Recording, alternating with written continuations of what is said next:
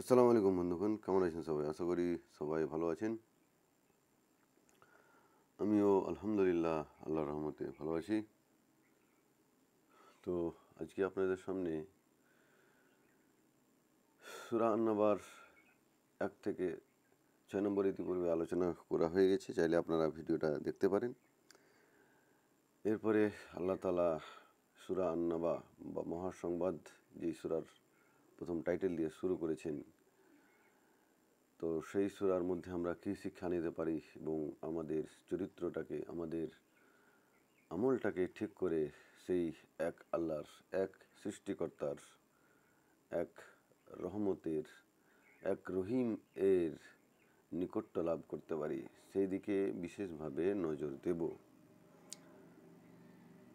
এবং আমাদের জীবনটাকে শুধরে নেব এবং শুধরে নিয়ে আল্লাহর প্রিয় বান্দাদের তালিকায় নিজেদের নাম লিখাবো এবং আল্লাহর সর্বোচ্চ যেটা জান্নাত, সেই জান্নাতুল ফেরদাউস লাভ করার চেষ্টা করব ইনশাআল্লাহ। তো চলেন আল্লাহ তাআলা এখানে কি বলছেন এবং আমরা কি শিক্ষা নিতে পারি সেই দিকে আমি বিশেষভাবে নজর দিচ্ছি। এই যে ভিডিওগুলো আমি তৈরি করছি, আপনারা কেউ দেখছেন বা কেউ শুনছেন বা কেউ পড়ছেন, তো ভুলভ্রান্তি হতেই পারে। যদি ভুল হয়ে থাকে তাহলে আপনারা অবশ্যই কমেন্ট করে জানাবেন, আমি শুধরে নেওয়ার চেষ্টা করব ইনশাআল্লাহ। তো চলেন শুরু করা যাক। আল্লাহ 7 নম্বর আয়াতে কি বলছেন? আউযু বিল্লাহি মিনাশ শাইতানির রাজিম, বিসমিল্লাহির রহমানির রহিম। পরম করুণাময় অসীম দয়ালু আল্লাহর নামে শুরু করছি।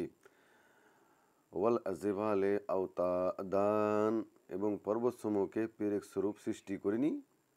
আল্লাহ তাআলা বলছেন এই পৃথিবীতে এমন নিয়ামত আল্লাহ তাআলা রেখেছেন মানুষের জন্য।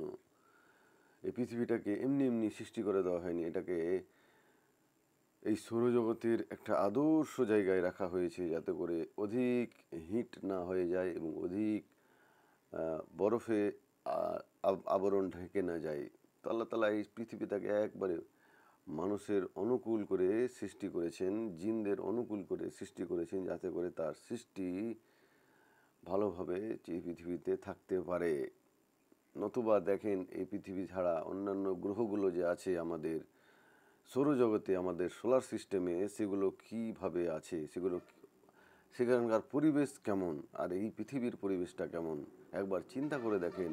আল্লাহ তাআলা যদি এমনভাবে যদি পৃথিবীকে না করতো, তাহলে আমরা কিভাবে এই পৃথিবীতে বেঁচে থাকতে পারতাম? যদি একটু এদিক ওদিক হয়ে যায়, তাহলে আপনাদের অবস্থা কি হতে পারে?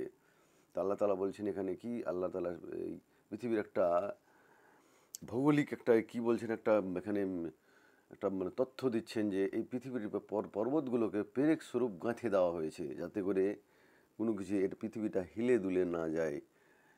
এখানে তাফসিরগণ বলছেন কি, আওতাদাদ শব্দের ওয়াতাদ এর বহু বচন, আর তার অর্থ পেরেক, অর্থাৎ পর্বতসমূহকে পৃথিবীর জন্য পেরেক স্বরূপ সৃষ্টি করেছেন, যাতে পৃথিবী স্থির থাকে এবং হেলাদুলা না করে। কেননা হেলাদুলা ও বিক্ষিপ্ত অস্থিরতার অবস্থায় পৃথিবীর বসবাসযোগ্য হতো না।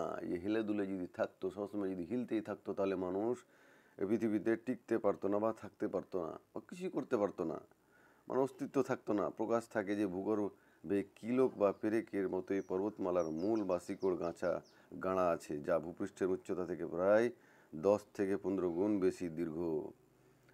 বা যেখানে আমরা যে পর্বতগুলো দেখি, উপরে দেখি যতটুকু, তার থেকে 10 থেকে 15 গুণ নিচে, ভূপৃষ্ঠের নিচে তার জড় বা শিকড় আছে। আর আজকাল সেটা বৈজ্ঞানিকেরা প্রমাণও করছেন যে কি, যে পর্বত আমরা যে উপরে যতটুকু দেখছি, তার থেকে তার নিচে, তার অস্তিত্ব তার নিচে অধিক বেশি। তো এবার 8 নম্বর আয়াতে আল্লাহ তাআলা কি বলছেন, চলেন দেখা যাক। ওয়া খালাকনাকুম আজওয়াজান,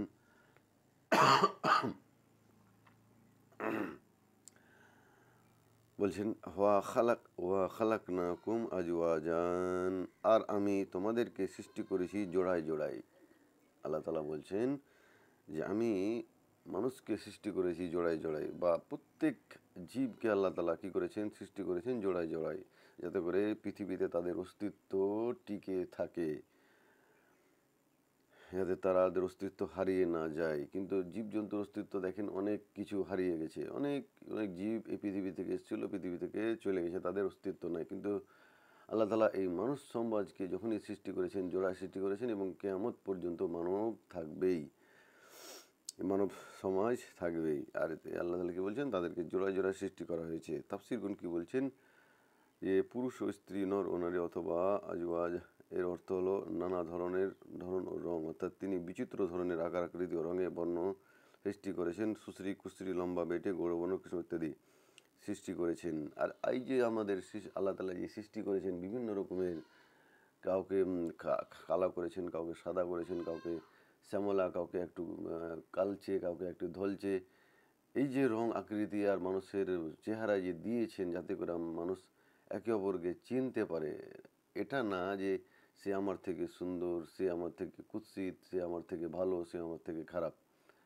এগুলো যে দেওয়া হয়েছে একমাত্র মানুষকে একে অপরে যাতে চিনতে পারে যে হ্যাঁ এটা হচ্ছে আমেরিকার জাতি বা পশ্চাত্যের যেই কান্ট্রি আছে সেই দিকের মানুষ, এইগুলো হচ্ছে যেগুলো পূর্ব দিকে কান্ট্রি আছে, সে পূর্ব দেশ যেমন জাপান আর চাইনিজ ধরেন, ওইদের চেহারা আলাদা, রং আলাদা। আমাদের ইন্ডিয়ার, পাকিস্তান, বাংলাদেশ এদের আকার আকৃতি আলাদা। যেমন ধরেন মিডিল ইস্টে, যেমন ধরেন আরব, সৌদি আরব, ইরান, ইরাক, এগুলোর মানুষের বা হাব ভাব, তাদের চরিত্র সব কিছু আলাদা। তো আমাদের এগুলো আল্লাহ তাআলা দিয়েছেন একমাত্র মানুষকে চিনার জন্য, নাকি একে অপরকে ছোট দেখার জন্য বা একে অপরের থেকে উঁচু মর্যাদা দিতে হবে। না না না না না, আল্লাহ তাআলা এটা কখনোই সৃষ্টি করেন, এটা মানুষের সৃষ্টি। যে মানুষ একে অপরকে কী করছে, তারা ছোট করছে যে আমরা সবচেয়ে উঁচু জাতি, তোমরা হচ্ছে নিচু জাতি। না না না, আল্লাহ কখনো এটা চায়নি। আর এটা মতলব যারা বের করে তারাই হচ্ছে, মানে কি বলা যাবে ওটা, ওদের হচ্ছে বিকৃত মস্তিষ্কের মানুষ তারা, যারা এভাবে নিজেকে গর্ব মনে করবে যে আমরা উঁচু জাতি, আমরা উঁচু বংশের, তারা নিজেকে ছোট মনে করছে। আল্লাহর কাছে তারা কি হচ্ছে, আল্লাহর কাছে তারা আল্লাহর কাছে তারা তুচ্ছ হচ্ছে। তো খবরদার আমরা যাতে এগুলো না করি। তো 9 নম্বর আয়াতে আল্লাহ তাআলা কি বলছেন, ওয়াজা আলনা নওমাকুম সুবাতান, আর আমি তোমাদের নিদ্রাকে করেছি বিশ্রাম। এবং তোমাদের আমরা যে নিন্দ আমাদের যে দরকার, 24 ঘন্টার মধ্যে আমরা 8 ঘন্টা বা 10 ঘন্টা বা কেউ 12 ঘন্টা বা কেউ 14 ঘন্টা যে নিদ্রা যায়, এগুলোকে আমাদের শরীরের বিশ্রাম, আরাম দিয়েছেন আল্লাহ তাআলা, যাতে করে আমাদের শরীরটা রিস্টার্ট হয়ে যায়, আমাদের পরবর্তী দিনের জন্য আমরা তৈরি হয়ে দিই, আমাদের রিফ্রেশ করে দেয় আল্লাহ। যদি নিদ্রা না হতো তাহলে এই শরীরটা চলাচল করতে অসুবিধা হতো, বা শরীরটা ওইভাবে চলতো না যেভাবে আমরা চলছি। না তো ভেবে দেখেন, যদি আমরা পরপর 2 দিন জেগে বসে থাকি তাহলে আমাদের অবস্থা কি হতো। একবার ভাবছেন আল্লাহ কত বড় নিয়ামত আমাদের দান করেছেন, যে নিদ্রাকে আল্লাহ তাআলা কী করেছেন, আমাদের জন্য বিশ্রাম করেছেন। যদি আমরা নিদ্রা যদি না নিই তাহলে আমাদের শরীর খারাপ হয়ে যাবে, আমরা আমাদের মাথা পাগল হয়ে যাবে, আমরা শরীরটা অস্থির হয়ে যাবে। এবার তাফসীরগণ কি বলছেন দেখেন, যে সাবাত এর অর্থ হলো ছিন্ন করা বা কাটা। রাত্রি মানুষ ও পশু পক্ষীর যাবতীয় বিচরণকে কেটে ক্ষান্ত করে দেয়, যাতে শান্তি ফিরে আসে এবং লোকে আরামের সাথে ঘুমাতে পারে। কিংবা এর ভাবার্থ হলো এই যে রাত্রি তোমাদের কাজকর্মকে কেটে ফেলে, অর্থাৎ কাজের ধারাবাহিকতাকে ছিন্ন করে দেই। আর কাজ শেষ হওয়া মানেই হলো আরাম ও বিশ্রাম। যে রাতটা যে নিয়ে আসে সেটাই হচ্ছে কি আরাম, বা কেটে দেই, কাজকর্মকে কেটে দিই। যে হ্যাঁ, আজ রাত হলো মানে কি, রাত হলো বিশ্রাম, রাত হলো আরাম। এই যে শরীর যে আছে সেটাকে রিফ্রেশ, সেটাকে আবার পুনরায় তৈরি করার জন্য আল্লাহ তাআলা এই বিশ্রাম নামক রাতকে আল্লাহ তাআলা আমাদের জন্য চাদর হিসাবে মুড়ে দিয়েছে, যাতে করে আমরা রাতে বিশ্রাম নিয়ে আবার সকালে কী করি, আবার সকালে কী করি, একবারে তাজা তরজা হয়ে একবারে আমরা ফের নিজের কাজে লেগে যাই। আর অবশ্যই আমাদের এটার মধ্যে শিক্ষা আল্লাহ তাআলা দিয়েছেন, যারা বুঝবে। আল্লাহ তাআলা এত বড় নিয়ামত দিয়েছেন, তো আমরা কজন রাতে ঘুমাবার সময় এবং ঘুম থেকে ওঠার সময় আল্লাহর শুকরিয়া আদায় করি। অবশ্যই আমাদের এতে শুকরিয়া আদায় করতে হবে আল্লাহর। এরপর 10 নম্বর আয়াতে আল্লাহ তাআলা বলছেন ওয়াজা আলনাল ওয়াজা ওয়াজা আলনাল লাইলা লে বাসান, আর আমি রাতকে করেছি আবরণ। একটু আগে যে বললাম যে আমি আল্লাহ তাআলা রাতকে করেছেন কি আবরণ, রাতকে করেছেন একটা চাদর দিয়ে মোড়া, একটা এমন একটা ভৌগোলিক ভৌগোলিক ঘটনা যেটা সমস্ত মানুষ যেখানেই সূর্য অন্ধকার হয়ে যায়, যেই পৃথিবীর অংশ সূর্য অন্ধকার হয়ে যায় সেই দিকের মানুষ কি করে সবাই ঘুমিয়ে পড়ে যায়, যার যেখানে বাসস্থান সমস্ত জীবজন্তু কি করে তারা সবাই, কেউ বিশ্রাম নেই, কেউ রাত্রির খাবার খায়। এইভাবে আল্লাহ তাআলা রাতকে করেছেন সবার জন্য উপকারী এবং আবরণ স্বরূপ। তাফসীরগণ কি বলছেন, অর্থাৎ রাতের অন্ধকার এবং কালো বর্ণ প্রতিটি জিনিসকে নিজের আঁচলে আবৃত ও গোপন করে নেই, যেমনভাবে আবরণ বা পোশাক পরিচ্ছদ মানুষের দেহকে আবৃত ও গোপন করে নেই। যে রাতটাকে কি করেছে আল্লাহ গোপন বা আবরণ করে রেখেছেন, যেটাতে যেভাবে পোশাক পরিচ্ছদ সব কিছুকে ঢেকে দেই, আমরা পোশাক পরিচ্ছদ পরি যে সব কিছু আমাদের শরীরটাকে ঢেকে দেই, তো সেইভাবে রাতটাকে আল্লাহ তাআলা এমনভাবে সৃষ্টি করেছেন যাতে সব কিছু ঢেকে যায়। যদি পূর্ণিমার রাত থাকে সেটাতে আমরা তো কিছুই দেখতে পাই, যদি অমাবস্যার রাত থাকে তো সেটাতে আমরা কিছু দেখতে পাই না।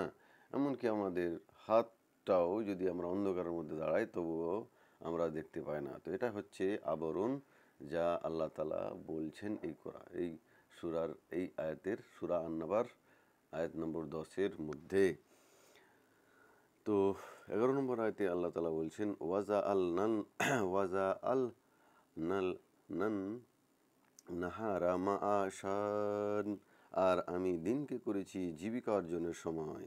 আল্লাহ তাআলা বলছেন দিনকে করেছি আমি জীবিকা খোঁজার উপযোগী, যে জীবিকা নির্বাহ, জীবিকা যে আমরা যে এই চাষবাস করি, কেউ অফিস যায়, কেউ মেশিনারি কোনো কাজ করি, কেউ ট্রাক্টর চালায়, কেউ ড্রাইভার, কেউ আরও বিভিন্ন কাজে অফিসিয়াল কাজ, অনেক অনেক কাজ এই মানুষ এই পৃথিবীতে করে থাকে দিনের মধ্যে। আজকাল তো ফ্যাশন হয়ে গেছে রাত 11টা 12টা 2টার সময় মানুষ জেগে বসে থাকে, তো ভুল। যারা রাতের মধ্যেও কাজ করে এটা ভুল, এটা আল্লাহর বিরুদ্ধে যাচ্ছে, তারা আল্লাহর সৃষ্টির বিরুদ্ধে তারা যাচ্ছে, আর পরিণাম তারা এই দুনিয়াতে পেয়ে নেয়। বিভিন্ন অসুখ তাদের আবরণ করে রাখে বা ঢেকে রাখে তাদের অসুখ, তারা ডিপ্রেশনে চলে যায়। দেখবেন যারা রাত জেগে বসে থাকে তাদের মনটা ঠিক থাকে না, তাদের মনটা কখনো ঠিক থাকে না।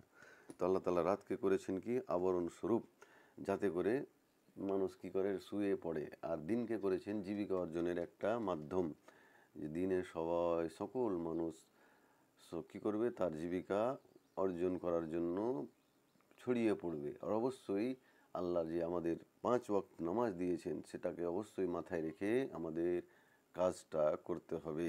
এমন নয় যে আমরা আমাদের জীবিকা নির্বাহ করার জন্য শুধু কাজ করেই যাচ্ছি, আল্লাহর ধ্যান একটুকু আমাদের মাথায় নেই। তো আমাদের এই দিকে নজর রাখতে হবে যাতে জীবিকা নির্বাহ করার সাথে সাথে আল্লাহর দেওয়া নিয়ামত আমরা ভুলে না যাই। এই যে আমরা জীবিকাগুলো বা আমাদের যে ফলাদি আছে সেগুলোর আমরা ওসর বা জাকাত দিই। এরপর তাফসীরগণকে বলেছেন যে উদ্দেশ্য হলো যে তিনি দিনকে উজ্জ্বলময় বানিয়েছেন যাতে লোকেরা জীবিকা ও রুজি অন্বেষণের জন্য চেষ্টা ও পরিশ্রম করতে পারে, যাতে করে মানুষ কী করে জীবিকা অর্জন করার জন্য তারা কাজ করতে পারে। তো ওই জন্য আল্লাহ তাআলা দিনকে জীবিকা অর্জনের মাধ্যম করেছেন। আর অবশ্যই সেটা জীবিকা আমাদের এমন বিজনেস বা এমন কাজ করতে হবে যাতে করে আল্লাহ সন্তুষ্ট হয় এবং আল্লাহকে রাজি করতে পারি কাজের মাধ্যমেও, এবং সেই কাজ এমন কাজ হবে যাতে করে সেটা ইসলামের তরিকায় হয়। এমন নয় যে আপনি কাজ করছেন সেটা ইসলামের বহির্ভূত হয়ে যাচ্ছে।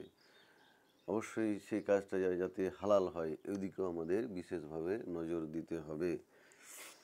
তো চলেন 12 নম্বর আয়াতে আল্লাহ তাআলা কি বলছেন, ওয়া ওয়া বা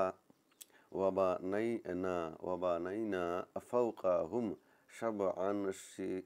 সাবআন শিদাদান, আর আমি তোমাদের উপর বানিয়েছি 7টি সুদূর আকাশ।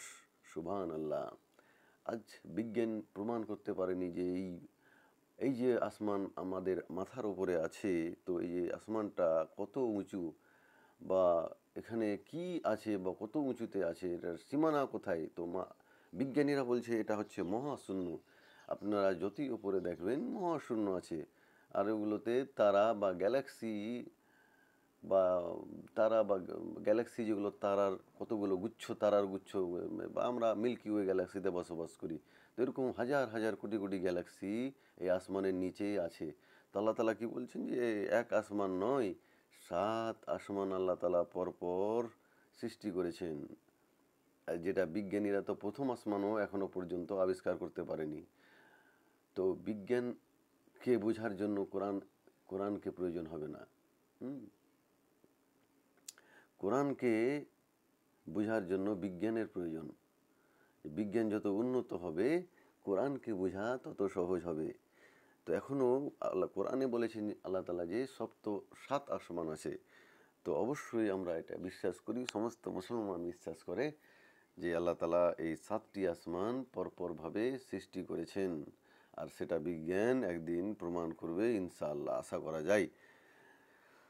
তো তাফসীরগুলো কি বলছেন, এদের প্রতিটি মাঝে 500 বছরের পথের দূরত্ব আছে, যা এ সবের মজবুতি প্রমাণ করে।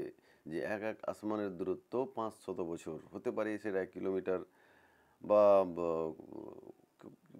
এমন দূরত্ব হতে পারে 500। এখন আল্লাহ তালা ভালো জানেন, সেটা লাইট স্পিডে হতে পারে বা তার থেকেও বেশি স্পিড হতে পারে 5 বছরের। আল্লাহু আলাম, আল্লাহ ভালো জানেন যে সেটা এক আসমান থেকে দূরত্ব আর এক মাস আর আসমানের কত 500 বছর এখানে তাফসীরগণ লিখছেন। কিন্তু অ্যাকচুয়ালি যে সেটা কি স্পিডে যেতে হবে তো আল্লাহই ভালোভাবে জানেন। এখনও মানুষ তো স্পিড, তো লাইট স্পিড তো দূরে থাক, ও লাইট স্পিডের 1-2 সিকিও সে অর্জন করতে পারেনি।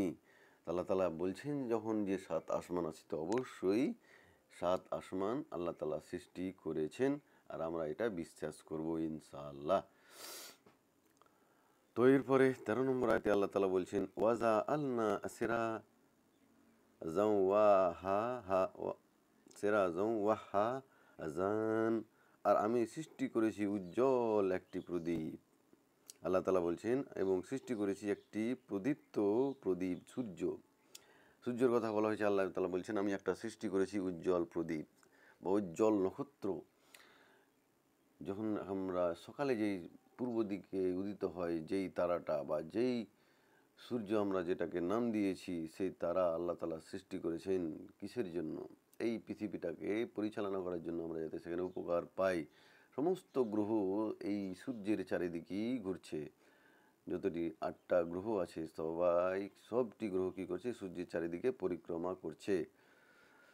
তাফসীরগণ কি বলছেন, প্রদীপ্ত প্রদীপ বলে উদ্দেশ্য হলো সূর্য। এখানে আল অর্থ হলো খালাক, অর্থাৎ তিনি সৃষ্টি করেছেন। আল্লাহ তালা এই সূর্যকে কি করেছেন? সৃষ্টি করেছেন। তো আল্লাহ তালা, এই কোরআন হচ্ছে এমন একটা কিতাব যেখানে আপনি বলেন ভূগোল বলেন, রাজনীতি বলেন, বিজ্ঞান বলেন, জ্যোতির্বিজ্ঞান বলেন, তারপরে সায়েন্স বলেন, তারপরে ম্যাথস বলেন, সব কিছু এই মানে এমন একটা কিতাব যেখান থেকে আমরা নিজে আমাদের জীবনটাকে সব দিক থেকে ইহকালের জন্য বা পরকালের জন্য শিক্ষা অর্জন করতে পারি, বা এখান থেকে শিক্ষা নিয়ে আমাদের জীবনটাকে উন্নত থেকে আরও উন্নত করতে পারি।